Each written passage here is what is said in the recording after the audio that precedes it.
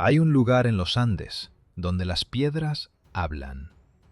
No con palabras, claro, pero si alguna vez te detienes frente a los muros de Sacsayhuamán, si apoyas tu mano contra esa superficie fría y rugosa, sentirás algo que ningún libro puede explicarte. Algo que lleva más de 500 años desafiando a ingenieros, arqueólogos y a todo aquel que se atreva a preguntar: ¿cómo es posible? Estamos a 3.700 metros sobre el nivel del mar. El aire es tan delgado que cada respiración se convierte en un pequeño acto de voluntad. Y aquí, en esta colina al norte del Cusco, se levanta una construcción que no debería existir. 3 murallas colosales en forma de zigzag, con más de 40 segmentos cada una, se extienden a lo largo de más de 500 metros. Los bloques de piedra caliza y andesita que las componen alcanzan alturas de hasta 9 metros y pesos que superan las 125 toneladas. Algunos investigadores elevan esa cifra a casi 200. Y entre esos bloques no cabe una hoja de papel, ni una aguja, ni un solo soplo de viento. ¿Y sabes qué es lo más perturbador? Que todo esto fue ensamblado sin mortero, sin ruedas, sin herramientas de hierro, sin grúas ni poleas. Solo con piedras más duras usadas como martillos, cinceles de bronce, cuerdas de cuero, troncos y la fuerza bruta de 20.000 hombres que trabajaban por turnos bajo un sistema que los incas llamaban mita. Pero empecemos por el principio, porque esta historia no nació de la nada. Mucho antes de que existiera el Tahuantinsuyo, mucho antes de que el nombre Inca significara algo para alguien, esta colina ya estaba habitada. Los estudios arqueológicos han encontrado cerámica que data del período Quilque, aproximadamente del año 900 de nuestra era. Eso significa que alguien, 5 siglos antes de Pachacútec, ya consideraba este lugar lo suficientemente importante como para establecerse aquí. ¿Qué veían en esta colina? ¿Qué sentían? Nunca lo sabremos con certeza. Pero sabemos que cuando los incas llegaron al Valle del Cusco, encontraron algo que ya tenía historia. Y entonces apareció él. Pachacútec Inca Yupanqui, el 9º soberano, el hombre que transformó un señorío regional en el imperio más grande que jamás conoció América del Sur. Desde aproximadamente 1438, este gobernante no solo expandió las fronteras del Tahuantinsuyo con campañas militares implacables, sino que reinventó la propia capital. Cusco debía ser más que una ciudad, debía ser un símbolo. Y Pachacútec decidió que ese símbolo tendría la forma de un puma, el animal sagrado que en la cosmovisión andina representa el poder terrenal, la fuerza y la protección de todo lo vivo. ¿Y la cabeza de ese puma? Esa sería Sacsayhuamán. No fue un capricho arquitectónico, fue una declaración de poder cósmico. La cola del puma se formaba donde los ríos Tuyumayu y Guatanay se unían al sur de la ciudad. El cuerpo era la gran plaza central con sus palacios y templos, pero la cabeza, el centro de la inteligencia y la voluntad, debía coronar la colina más alta. Desde ahí se dominaba todo el valle. Desde ahí se veía llegar a los ejércitos, a los mensajeros, a los dioses mismos cuando descendían con la lluvia. Pachacútec convocó a los mejores arquitectos del imperio. Las crónicas de Garcilaso de la Vega nos han preservado 4 nombres. Hualpa Rimachi Inca Apu, el autor de los planos originales. Inca Maricanchi, su sucesor. Acahuana Inca, a quien se atribuyen también las grandes construcciones de Tiahuanaco. Y finalmente, Calla Cunchuy, el maestro que supervisó el transporte de las piedras más descomunales. Fue bajo su mando cuando se movió la célebre Saikuska Rumi, la piedra cansada, un bloque tan gigantesco que, según la leyenda, Lloró sangre durante el trayecto porque ya no podía avanzar más. ¿Lloró sangre? Piénsalo un momento. 20.000 hombres arrastrando una roca de decenas de toneladas, con cuerdas de cuero y cabuya, por caminos de montaña a casi 4.000 metros de altura. ¿Cuántos de ellos cayeron aplastados bajo ese peso? ¿Cuántos dedos se perdieron entre las cuerdas? La sangre que lloró esa piedra probablemente no era suya. La construcción duró 77 años. Nacías, crecías, envejecías y morías sin ver terminada la obra que tu padre había comenzado. 3 generaciones de gobernantes, Pachacútec, Tupac Inca Yupanqui y Huayna Cápac, dedicaron los recursos de un imperio entero a este propósito. Y cuando los españoles llegaron en 1533, Sacsayhuamán todavía no estaba completamente terminado, pero lo que ya existía bastaba para dejar sin palabras a hombres que habían visto las catedrales de Sevilla. Pedro Cieza de León escribió en 1553 que en la parte inferior de aquellos muros había piedras tan grandes que parecía imposible que manos humanas las hubieran colocado, que estaban tan bien ajustadas que la punta de un alfiler no cabría entre las juntas. Este hombre había cruzado un océano y visto maravillas europeas, y frente a Sacsayhuamán, su única reacción fue la incredulidad. ¿Cómo lo hicieron? La respuesta, aunque menos espectacular que las teorías fantásticas, es infinitamente más admirable. 20.000 trabajadores reclutados de todas las provincias llegaban por turnos bajo el sistema de mita. Cada hombre debía 2 años de servicio al Estado a partir de los 18 años.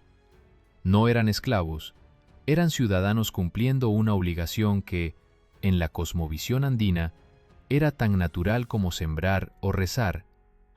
4.000 trabajaban en las canteras, 6.000 arrastraban las piedras con sogas de cuero y fibra de cabuya. Los 10.000 restantes excavaban trincheras, preparaban cimentaciones y cortaban madera para vigas y andamios. Las canteras principales estaban en Rumicolca, a 35 kilómetros. Caminos andinos empinados, estrechos, bordeando precipicios. Garcilaso de la Vega nos dejó la única pista sobre las herramientas, unos guijarros negros llamados iguana, con los que labraban las piedras machucando más que cortando. Golpe tras golpe, durante semanas, meses, hasta que el bloque adoptaba la forma exacta. Y aquí viene lo extraordinario. Cada piedra tiene entre 8 y 12 ángulos diferentes. No son bloques rectangulares simples, son polígonos irregulares que encajan como piezas de un rompecabezas tridimensional. ¿Por qué tantos ángulos? Porque cada cara adicional distribuye el peso en más direcciones. Cada ángulo absorbe la fuerza de un terremoto de manera diferente. Es ingeniería antisísmica, concebida 500 años antes de que existiera ese término. Gutiérrez de Santa Clara describió el método. Se construían rampas de tierra apisonada hasta el nivel de la pared. Se colocaban troncos como rodillos y a fuerza de brazos se subía la piedra para dejarla caer en su sitio exacto. Después se retiraban los troncos y toda la tierra. Miles de hombres tirando de cuerdas bajo un sol que a esa altura quema sin calentar. El polvo de piedra caliza cubriéndolo todo. El sonido rítmico de los jiguana golpeando la roca. Y arriba, un maestro constructor verificando el ajuste con sus propias manos, porque no existían planos escritos. Todo se transmitía oralmente, de generación en generación. Pero Sacsayhuamán no era solo muros. Detrás de las terrazas se alzaban 3 torres. Muyuc Marca, la circular, tenía múltiples niveles, cámaras subterráneas y un reservorio de agua conectado por canales tallados en la roca. Sayac Marca y Paucar Marca funcionaban como puestos de vigilancia. Las 3 estaban interconectadas por túneles, y debajo de todo, un sistema de drenaje se extendía por las entrañas de la colina. Porque esa es la gran paradoja. Los españoles lo llamaron fortaleza, pero Garcilaso de la Vega lo dejó claro. Aquello era la Casa Real del Sol, un centro ceremonial comparable solo al Coricancha. Aquí se celebraban rituales dedicados a Inti. Aquí se realizaban ofrendas a Illapa, el señor del trueno. La explanada frente a los muros podía albergar a miles de personas. Templo y fortaleza al mismo tiempo, lugar de oración y de guerra. Esa dualidad define a Sacsayhuamán mejor que cualquier etiqueta. Y entonces llegaron ellos. En noviembre de 1532, un grupo de 168 hombres, liderados por Francisco Pizarro, capturó al emperador Atahualpa en Cajamarca. Fue uno de los golpes más audaces y brutales de la historia militar. Un puñado de extranjeros con armaduras de acero, caballos que los nativos jamás habían visto y armas de fuego que escupían truenos, sometió a un gobernante que comandaba un ejército de decenas de miles. La trampa fue sencilla y despiadada. Invitaron a Atahualpa a una reunión, masacraron a su escolta desarmada y lo tomaron prisionero. Lo que siguió fue una de las extorsiones más grandes de la historia. A cambio de su libertad, Atahualpa ofreció llenar una habitación de oro y 2 de plata. Los españoles aceptaron. El oro llegó. Más de 17 toneladas de metales preciosos fundidos desde todos los rincones del imperio. Y cuando el último lingote fue contado, ejecutaron a Atahualpa de todas formas.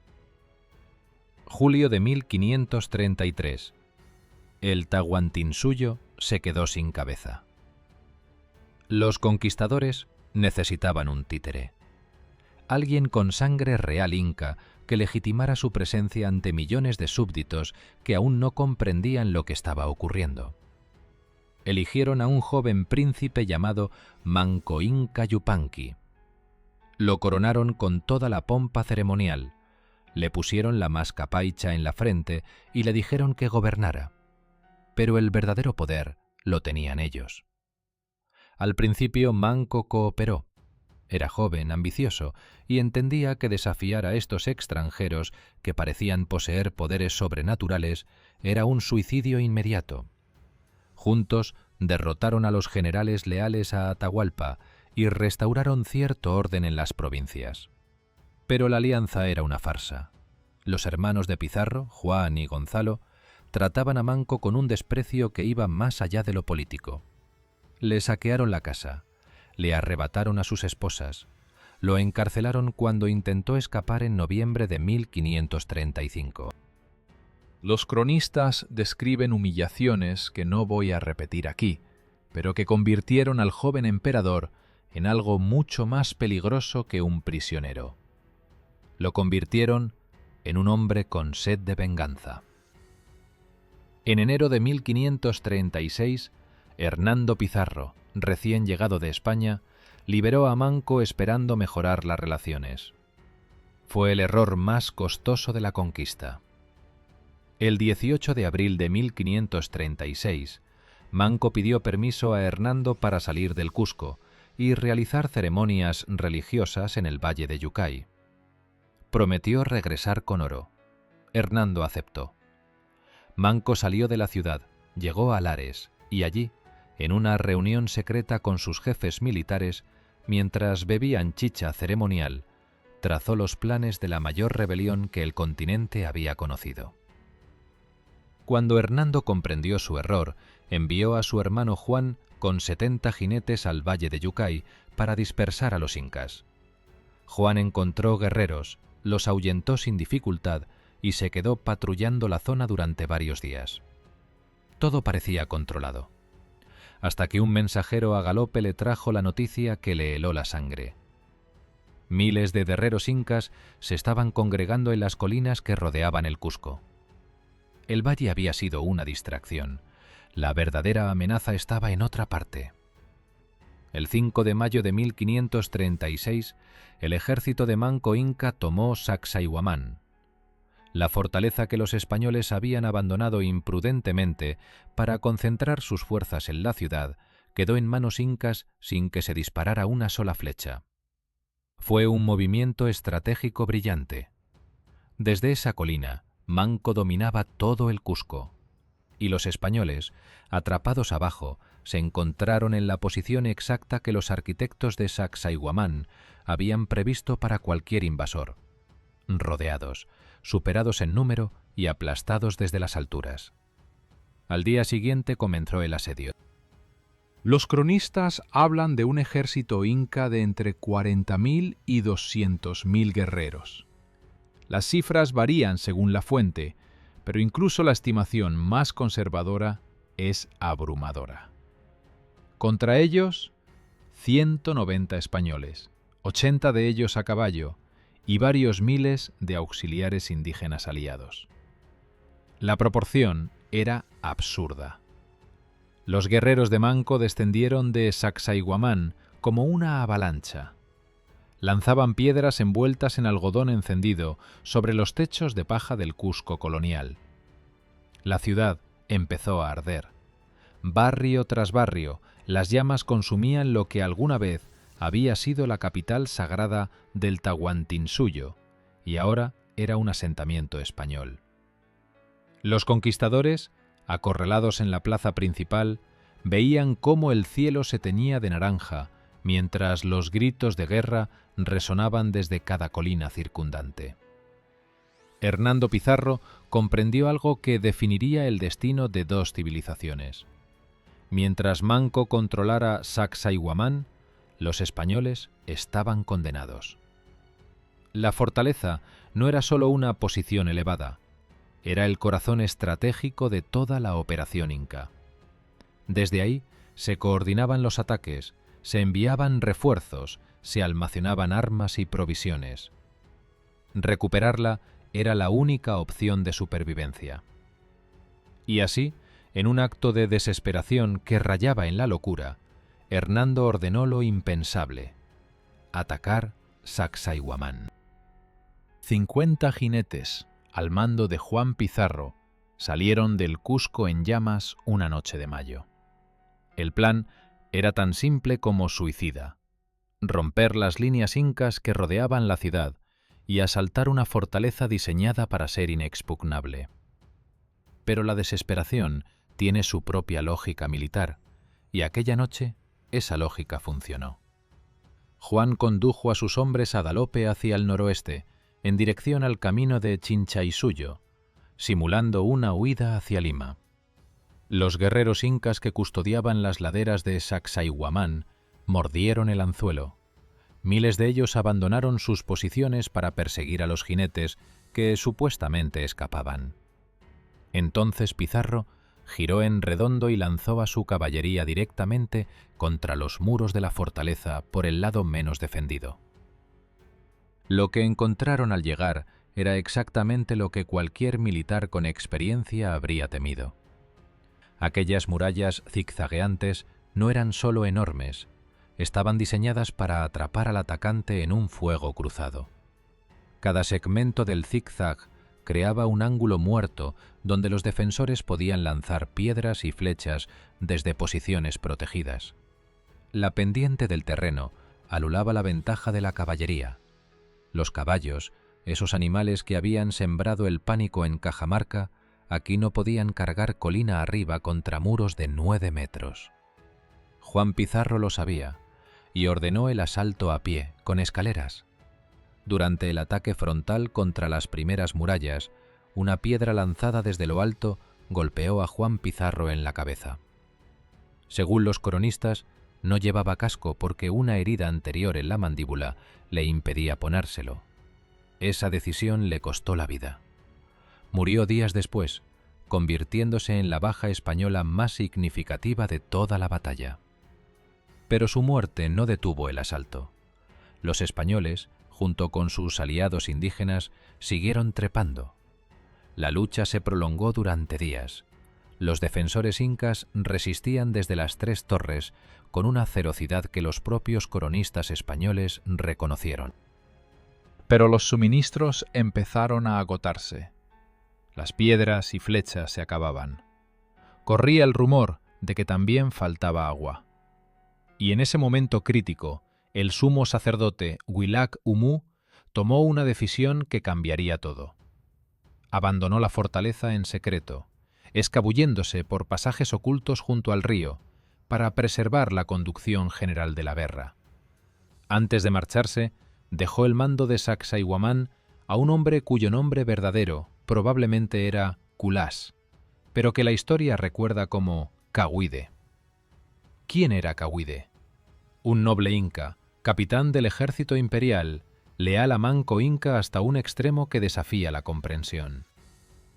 Cuando los españoles finalmente lograron escalar las murallas y penetrar en el recinto interior, cuando las torres cayeron una tras otra y los últimos defensores fueron acorralados, Cahuide se encontró solo en lo alto de la torre circular de Muyuk Marca, herido, sin municiones, rodeado de enemigos que subían por todos los flancos. Sabía lo que significaba ser capturado vivo: interrogatorio, tortura, la posibilidad de que usaran su testimonio contra Manco Inca. Y entonces hizo lo que ningún conquistador esperaba. Se envolvió en su manta, cubrió su rostro y se lanzó al vacío desde lo alto de la torre. Un acto de desafío absoluto, de no rendición, de una dignidad que trascendía la derrota militar. Los días siguientes fueron un espectáculo macabro. Miles de cuerpos de guerreros caídos cubrían las explanadas de Sacsayhuamán, tantos que, según los cronistas, bandadas enteras de cóndores descendieron sobre la fortaleza para disputarse los restos.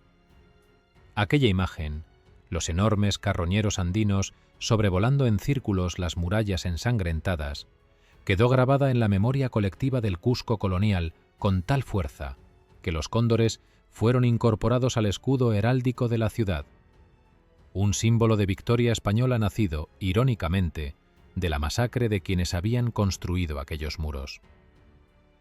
Sacsayhuamán cayó, y con la fortaleza cayó la última esperanza realista de Manco Inca de reconquistar su capital. Manco Inca no se rindió tras la caída de Sacsayhuamán. Retiró sus fuerzas a Ollantaytambo, donde en enero de 1537 logró algo que parecía imposible: derrotar a una expedición española en campo abierto, inundando el terreno con agua desviada del río Urubamba para inutilizar la caballería enemiga. Fue la única victoria inca decisiva contra los conquistadores en toda la guerra. Pero la llegada de refuerzos españoles desde Lima hizo insostenible su posición. Manco se retiró a las selvas de Vilcabamba, donde fundó un pequeño estado inca independiente que sobreviviría hasta 1572. 36 años de resistencia en las montañas. Pero Cusco, el ombligo del mundo, ya nunca volvería a ser suyo. ¿Y qué hicieron los españoles con Sacsayhuamán? Lo que mejor sabían hacer con todo aquello que no comprendían: lo destruyeron. En 1559, el Cabildo Eclesiástico del Cusco ordenó oficialmente el desmantelamiento del complejo. Las piedras que 20.000 hombres habían tardado 77 años en tallar, transportar y ensamblar, fueron arrancadas una por una para construir la nueva ciudad colonial. La Catedral del Cusco, las iglesias, los conventos, las casas señoriales de los conquistadores, todo eso se levantó con las entrañas de Sacsayhuamán. Cada vez que un turista admira la fachada de la catedral cusqueña, está mirando, sin saberlo, fragmentos del sueño de Pachacútec. Solo quedaron las piedras que los españoles no pudieron mover. Los bloques más gigantescos, esos de 100, 125, quizás 200 toneladas, permanecieron exactamente donde los incas los habían colocado. Ni las cuerdas españolas, ni sus mulas, ni sus herramientas de hierro bastaron para arrancarlos. Lo que hoy vemos en Sacsayhuamán, esas murallas que todavía quitan el aliento, es apenas el 20% de lo que alguna vez existió. Las torres desaparecieron. De Muyuk Marca solo quedan los cimientos circulares. Los almacenes los templos, las plazas ceremoniales fueron borrados del paisaje. Y luego vino el olvido. Durante siglos, la vegetación cubrió las ruinas. Las autoridades católicas ordenaron enterrar lo que quedaba. Sacsayhuamán desapareció no solo físicamente, sino también de la memoria oficial. No fue hasta 1934 cuando arqueólogos peruanos redescubrieron el sitio, apartando siglos de tierra y silencio para revelar lo que siempre había estado ahí: piedras que se negaban a caer. ¿Sabías que desde entonces 500 años de terremotos devastadores han sacudido el Cusco? Edificios coloniales se han derrumbado. Iglesias construidas con las propias piedras robadas de Sacsayhuamán se han agrietado y colapsado. Pero los muros incas originales no se han movido ni un centímetro. Esos polígonos de 12 ángulos, esas juntas donde no cabe una aguja, ese diseño zigzagueante que los españoles consideraron primitivo, resulta ser más resistente que cualquier cosa que la ingeniería europea del siglo XVI pudo concebir. Hoy, cada 24 de junio, miles de personas se reúnen en la explanada de Sacsayhuamán para celebrar el Inti Raymi, la fiesta del sol. Es una recreación moderna de la antigua ceremonia inca del solsticio de invierno. Los actores visten ropas tradicionales, pronuncian oraciones en quechua y encienden fuego sagrado frente a esos mismos muros que Pachacútec ordenó construir hace casi 6 siglos. En 1983, la UNESCO declaró a Cusco y Sacsayhuamán Patrimonio de la Humanidad. ¿Y la pregunta que abrió esta historia? ¿Cómo es posible? Quizás la respuesta más honesta es que no lo sabemos del todo. Sabemos de los Hiwana, de las rampas, de las cuerdas y los troncos. Pero el mecanismo exacto por el cual se colocaron bloques de 200 toneladas con precisión milimétrica sigue sin una explicación completamente satisfactoria. Y tal vez eso es lo más hermoso de Sacsayhuamán, que después de 500 años de estudio, las piedras todavía guardan secretos, todavía hablan. Solo hay que saber escuchar. Si te gustó esta historia, dale like, escríbenos en los comentarios y no olvides suscribirte al canal para no perderte los próximos episodios. Nos vemos en el siguiente video.